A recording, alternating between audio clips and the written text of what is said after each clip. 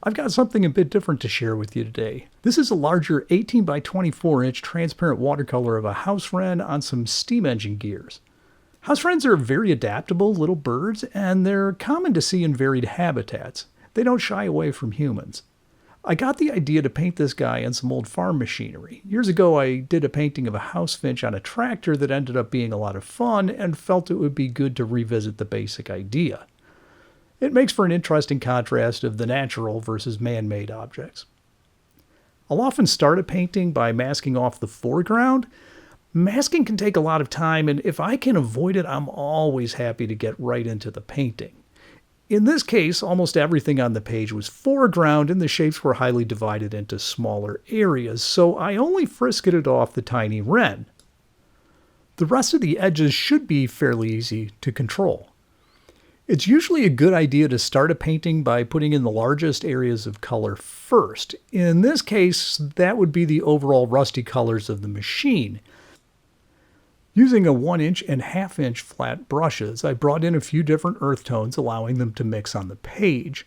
Since much of the painting was rusty, oxidized metals, I used a ton of earth tones in doing this painting. Yellow ochre, burnt sienna, and Indian red were the go-to colors. These pigments are all iron oxides, so in a simplified way, they are rust. They're super light fast, and with the addition of shadow and highlight tinting, they should render the rusty color very accurately. My main goal now was to just cover up the white of the page. I randomly selected the reddish piping to fill in next, and then painted in the other lightest local colors using appropriately sized brushes for the areas I was covering. Normally I would have hit the big wheel with some color earlier, but I was planning on having all the gears with peeling, cracking paint, which meant those areas would actually be highly divided up. I dropped in a few rusty sections, and then some unifying shadows using ultramarine blue and dioxazine purple. Then I went about covering the rest of the page. Painting this watercolor took over 45 hours at the drafting table. If you add on all the sketching and the preparation work, it was probably closer to 60 hours. Even with time-lapse, that's a lot to take in, but as you watch the painting develop, you'll notice a few general trends that I'll highlight. First, cover everything with the lightest local colors. This helps establish your basic color harmonies and avoids working against the white of the page. Wash in the biggest areas first. Big brushes get used first, bringing in the smaller detail brushes later. Work wet to dry, starting with simple washed areas and moving toward glazes and eventually some dry brushing. If you get wet late in a painting, it tends to want to lift the colors off the page or smudge them around, making things muddy. Work light to dark, slowly glazing in many layers to build textures and depth. Often it's the repeated layers that give things convincing textures as the glazes overlap. In general, work loosely to detailed. My first passes over an area tend to be really quick, but later in the painting, as I glaze and add detail, I'll slow down and be a lot more fussy about what exactly is going on the page. Detail kind of comes into focus with time as the painting develops. Use unifying shadows to build depth. In this case, a lot of my shading was done with ultramarine blue and dioxazine purple. Consistent color use here should help the painting pull together as it nears completion, and even if the local colors vary a lot, they should end up looking harmonious.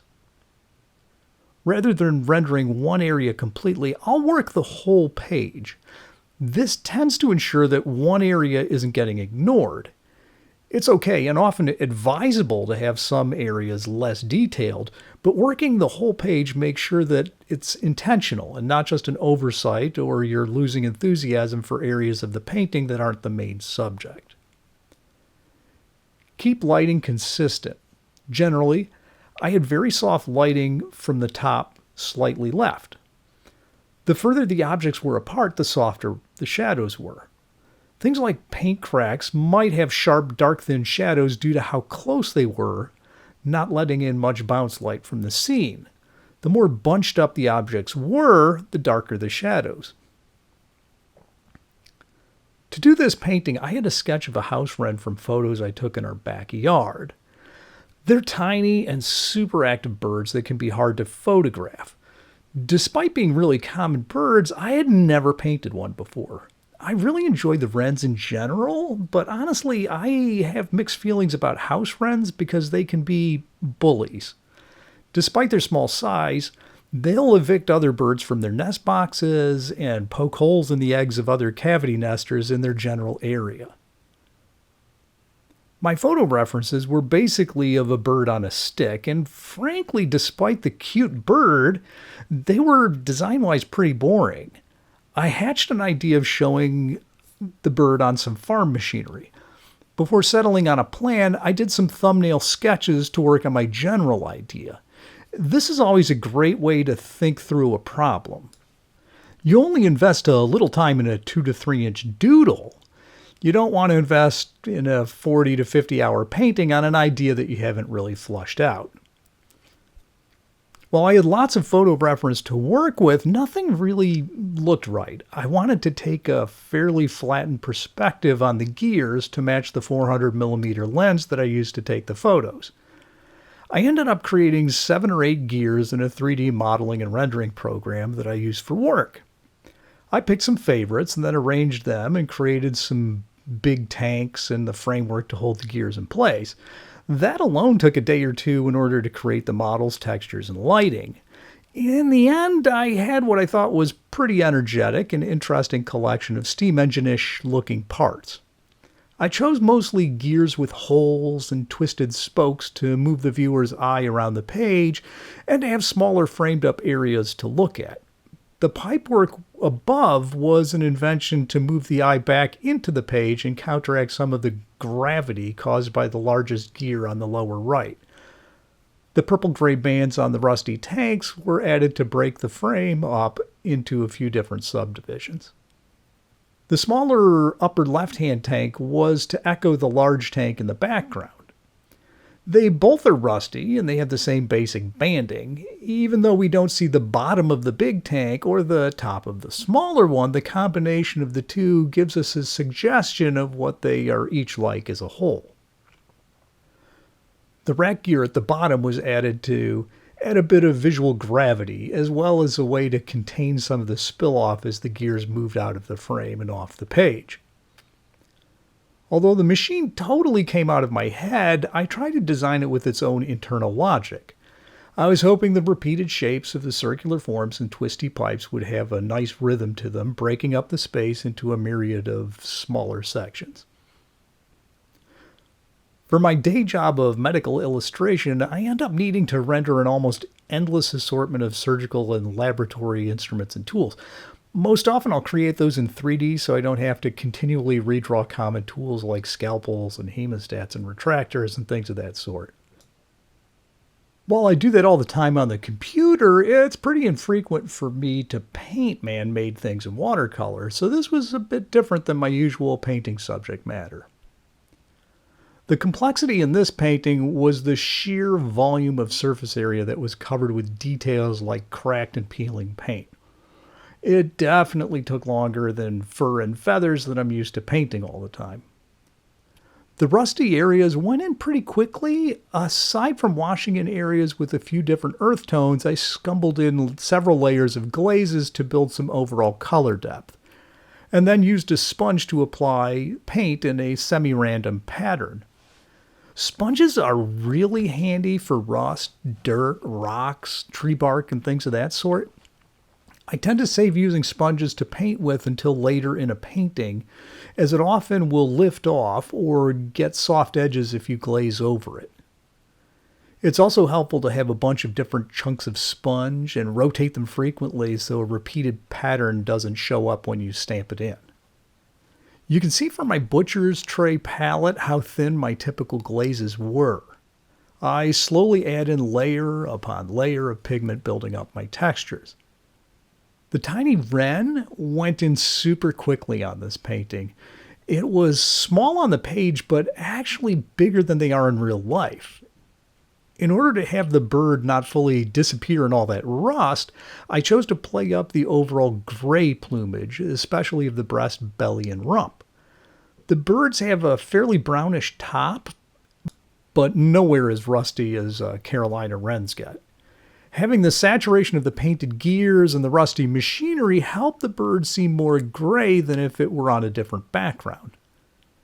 Late in the painting, I was mostly running around the page, adding detail with darks and sharpening up edges. I signed the painting and then found another hour or two of details to put in. To be completely honest, I was having trouble keeping the enthusiasm up on this painting. There were a lot of textures to render that were super repetitive. After a solid week of painting cracked paint, it was getting a bit old. And that was unusual for me. I almost always enjoy paintings from start to finish. One thing I like about painting small watercolors is the ease of scanning them in. It's one quick pass on a flatbed scanner and you're done. Bigger paintings like this need to be scanned in segments and then seamed together in Photoshop. Sometimes when you see it shrunk down on the screen, it looks much different than it did on your drafting table. That was definitely the case with this one. Upon seeing it on the computer screen, I decided it still needed more work. I thought some areas really needed to be pushed darker to have it read better, particularly in the area with the gear nearest the wren. I needed to render deeper shadows to make better visual sense. In the 3D model, it was a thick gear spanning both larger cog sets. But once painted, it looked more ambiguous. That was the disadvantage of the flattened perspective of the long lens. By adding some more shadow, hopefully it would help the rear gear recede more. A few other areas received more shading to give it more pop. I think I finally ran out of things to fix and put up the brushes and started scanning all over again. In the end, I was happy with the painting. Although I got a little bored after 40 plus hours of painting rust and cracked paint, it was fun to render something out of my usual comfort zone. I was also happy that despite being kind of tired of working on the painting, I hung in there and fixed up the little things that were bothering me rather than throwing in the towel and calling it good enough. Well, thanks for hanging in there and watching the painting take shape. If you have a chance, please subscribe or leave a comment. I welcome ideas or questions about content. I also have started a newsletter. If you're interested, you can find a link in the video description. I hope you get a chance to pull out the watercolors and paint soon.